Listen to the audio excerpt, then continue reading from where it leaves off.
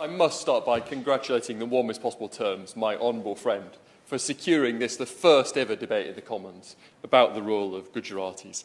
The story of the Gujarati community in Britain is an absolutely inspirational story.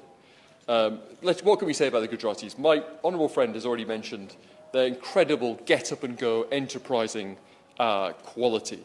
Many of them, particularly in my constituency, came here fleeing from the murderous Idi Amin with nothing but the shirts on their backs, and they have built incredible businesses, and they have transformed the economy locally. If I were to name-check all of them in my constituency, we would be here for days on end.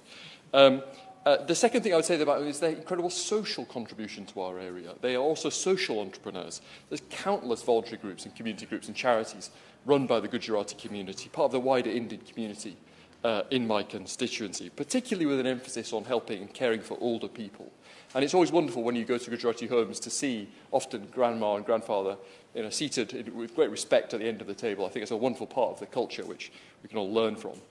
Another thing I could say about that community is it's a patriotic community. It's become very integrated. It's part of the great tapestry of this country. It's strongly patriotic people you could meet.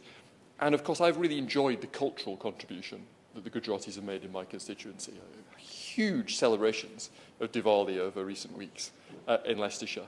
And I've particularly enjoyed dancing at the Navratri celebrations at Gujerati High School in my constituency. As you can imagine, I'm a terrible dancer, but it's a very warm and forgiving community, so it was wonderful to be there.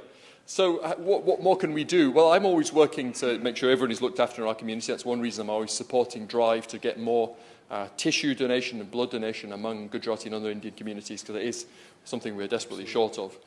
And I'm also always working to improve community life and the relationships between the different communities in my constituency. And that's one reason why I'm pressing my local councils to try and find space for a Hindu community centre in my constituencies, because we have lots of churches, we have a great mosque and a wonderful gurdwara, but at the moment you still have to go up into the city in order to go to a temple. And I'd love to find something to house all those wonderful voluntary groups so we could have that happen in my constituency.